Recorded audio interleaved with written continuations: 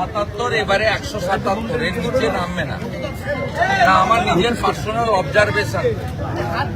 এটা উপরে আরো বাড়তে পারে। মাননীয় স্বরাষ্ট্রমন্ত্রী তো সেদিন বলেই গেছেন যে আমরা 170 এর নিচে নামবো না। তিনি আমাদের বড় নেতা, তার অভিজ্ঞতা আমার থেকে অনেক বেশি। সব মিলিয়ে মেজরিটির থেকেও ভালো সংখ্যা বিজেপি এবারে নেবে, প্রথমত। দ্বিতীয়ত যদি বলেন নদিয়া জেলাতে এবারে ভারতীয় জনতা পার্টি একটা সিটে কে লড়বে আমি জানি না। বাবরি মসজিদ তৈরি করা হুমায়ুন কবিরের পার্টি লড়বে না তৃণমূল লড়বে আমি বলতে পারবো না। বাকি সব জায়গায় এবারে ভারতীয় জনতা পার্টির প্রার্থীরা জিতবে। আলিগঞ্জ, পলাশীপাড়ার মতো আসনে, করিমপুরের মতো আসনে, যদিও মুর্শিদাবাদ সাংগঠনিক জেলার মধ্যে কিন্তু প্রশাসনিক জেলা, এখানে ভারতীয় জনতা পার্টি বিপুল সংখ্যক ভোটে জিতবে। একদিকে এখানে দীর্ঘদিন ভারতীয় জনতা পার্টির একটা জনাধার রয়েছে। জলুবাবুকে এখানে 98-99 সালে মানুষ এমপি করেছে এই জায়গাটাতে, এবং গতবারেও যে আমাদের অমৃতা রায় রানীমা মাত্র 54,000 ভোটে হেরেছিলেন, তাও SM সাদি 1,81,000 ভোট কাটার জন্য। তখন SIR হয়নি। SIR এ নিশ্চিতভাবে 2002 পরে যারা হিন্দুরা এসেছেন বাংলাদেশ থেকে তাদের কিছু জনের নামে, কিন্তু অনেক অবৈধ বাংলাদেশি মুসলিম তাদের নামও হাজার হাজার মৃত ভোটার, অবৈধ ভোটার তৃণমূল 7 দফার সুযোগ নিত। এবারে সে সুযোগ পাবে। তাই আমার বিশ্বাস দ্বিতীয় দফায় এখানে ভোট হবে 29 তারিখ, এবং ভারতীয় জনতা পার্টি এই জেলা গতবারই অনেক আসন জিতেছিল, এবার সংখ্যা অনেক বাড়বে এবং গোটা নদিয়া জেলা গেরুয়াময় হয়ে যাবে। শ্রীকৃষ্ণের মানে শ্রী চৈতন্যদেবের পুণ্যভূমি, রাধা মাধবের নাম এখানে করে শ্রীকৃষ্ণ চৈতন্য প্রভু নিত্যানন্দ, এই মন্ত্রে নদিয়া জেলার মানুষ তারা চারিদিকে এই সনাতন সংস্কৃতিকে ধরে রেখেছে। এর সঙ্গে রাষ্ট্রবাদী মুসলিমরা অনেকেই, আমার পাশেই এক ভাই বন্ধু দাঁড়িয়ে আছেন, এরা বুঝেছেন যে তৃণমূল মুসলমানদের তেজপাতা হিসেবে ব্যবহার করে। আরো সচেতন মুসলিমরাও বুঝেছেন তামান্নার ঘটনার পরে যে তৃণমূল কংগ্রেসের হাতে শুধুমাত্র বিজেপি নয়, কোন সাধারণ মানুষ সুরক্ষিত নয়। তাই এবারে ব্যাপক ভোট হবে এবং আমরা জিতব। বলছি, আজকে মমতা ব্যানার্জি নাকাশিপাড়া সভা থেকে বলেছেন যে পাকিস্তান কলকাতায় হামলা করবে। এটা কথা বলার পরেও মোদী কিছু বলেননি, কারণ তিনি একটা পেহেলগাম করতে চান পশ্চিমবঙ্গে। কি বলছেন, কেন বলছেন আমি জানি না। গতকাল কেন্দ্রের স্বরাষ্ট্রমন্ত্রীকে সালা বলেছেন। এটা কোন বাংলার বাঙালির মুখ্যমন্ত্রী? ভাবতে অবাক লাগছে যে এই চেয়ারটায় ডক্টর বিধানচন্দ্র রায় থেকে শুরু করে অজয় মুখার্জি থেকে শুরু করে এই চেয়ারটাতে জ্যোতিবাবু, সিদ্ধার্থ রায়ের মতো লোকেরা বসে গেছেন।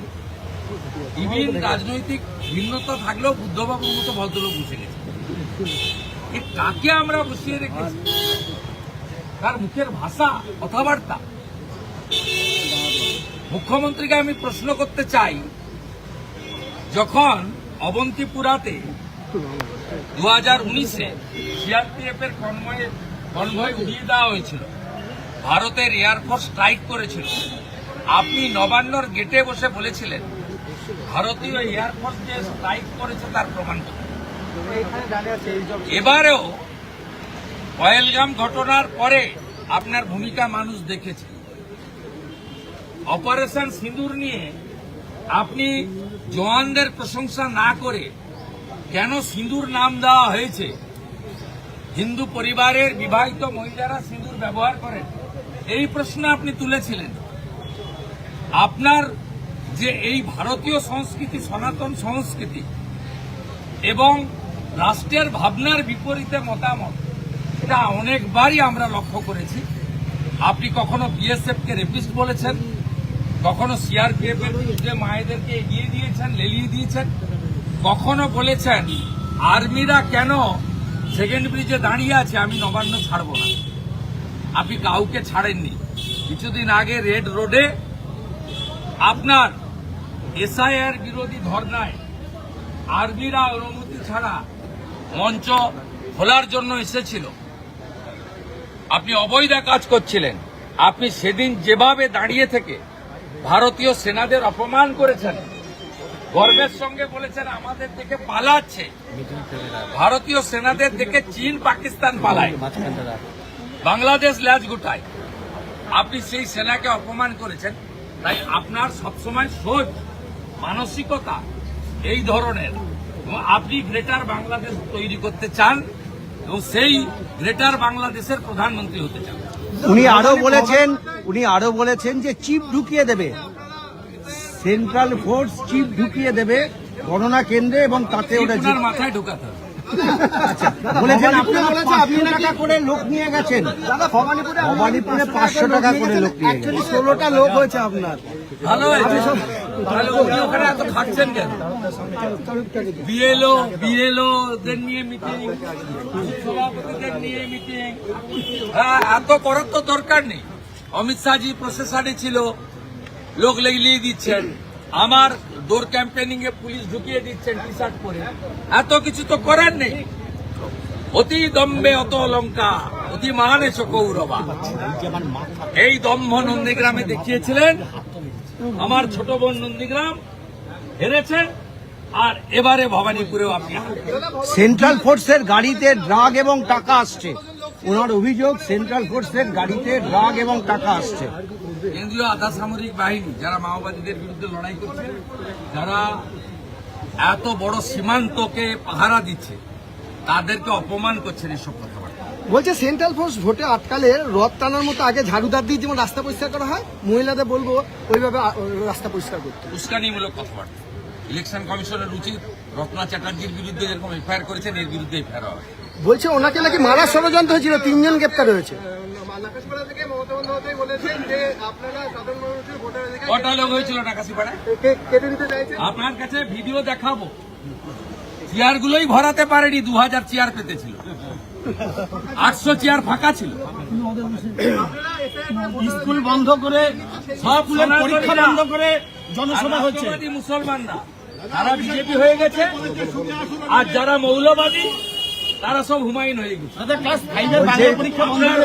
আপনার সব গেছে, জালও গেছে, গামছাও গেছে। উত্তরপ্রদেশ থেকে লোক আনা হচ্ছে। গেছে দাদা ক্লাস 5 এর পরীক্ষা বন্ধ করে যে মুসলিমরা বাবরি মসজিদ চায় তারা আপনাকে ভোট দেবে না, হুমায়ুনকে ভোট দেবে। শুভেন্দুদা বলছি দাদা সভামঞ্চের ওখানে ক্লাস 5 এর বাংলা পরীক্ষা বন্ধ করে আজকে স্কুলের মাঠে মুখ্যমন্ত্রীর জনসভা হয়েছে। অভিভাবকরা বিরক্ত বোধ করেছে। ইলেকশন কমিশনে কমপ্লেন করা উচিত। আমি অর্জুনদাকে দায়িত্ব দিচ্ছি, ইলেকশন কমিশনের কমপ্লেন করা উচিত। হসপিটাল এবং থানা থেকে 200 মিটারের মধ্যে মাইক নিষিদ্ধ আছে ইলেকশন কমিশনের। কলেজ মাঠ, স্কুল গ্রাউন্ড, কলেজ এবং স্কুল চলাকালীন ব্যবহার বন্ধ আছে। এমসিসিতে ক্লিয়ার গাইডলাইন রয়েছে। এটা violation of model code of conduct. আপনারা আরেকটা তথ্য শুনলে অত্যন্ত বিচলিত হবে। মমতা ব্যানার্জির সব সভায় 800 থেকে 1000 করে ইউনিফর্ম খুলিয়ে সিভিক ভলেন্টিয়ার নিয়ে বসানো। নাকাশিপাড়ার সভাতে এখানকার পুলিশ 600 জন সিভিক ভলেন্টিয়ার বসিয়েছে। আমার কাছে ছবি পিকচার আছে। আমি সতর্ক করে দিলাম ওসি, আইসি, এসপিদের, আপনাদের পরিণতিও কিন্তু ভবানীপুর থানার মতো ওসির মতো হবে। উত্তরপ্রদেশ থেকে লোক আনছেন এখানে ভোট করানোর জন্য, ভোট প্রচারের জন্য তো সবাই আসবে, ভোট করবে এরাই ভোট দেবে। উনার দলের যারা রাজ্যসভায় গেছে সব কারা কোথাকার লোক? দাদা মালদা কাণ্ডে কি আমি কোথাকার লোক? দাদা মালদা কাণ্ডে গোখলে কোথাকার লোক? এই যে ইউসুফ পাঠানকে আপনি নিয়ে এসছেন গুজরাট থেকে, কোথাকার লোক? শত্রুঘ্ন সিনহাকে বিহার থেকে নিয়ে এসছেন, কোথাকার লোক? আপনি ভারতীয়দের অপমান করেন বাহারি বলে, আর বাংলাদেশের মুসলমান রোহিঙ্গাদের জামাই বলেন। এটাই তফাৎ। বলছে নন্দীগ্রামে কমিশনার গিয়েছিল, দেখলাম সঙ্গে বিজেপি লোকজন ছিল, তাহলে প্রমাণ হয়ে গেল যে বিজেপির সাথে কমিশনের যোগ।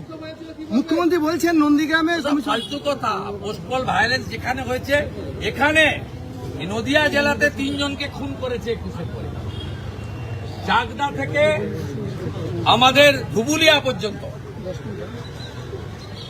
চাপড়া থেকে দেবগ্রাম পর্যন্ত 3 জন কর্মীকে খুন করেছে, 10,000 যুবককে ঘরছাড়া করেছে। আমরা কোনোটা বলিনি।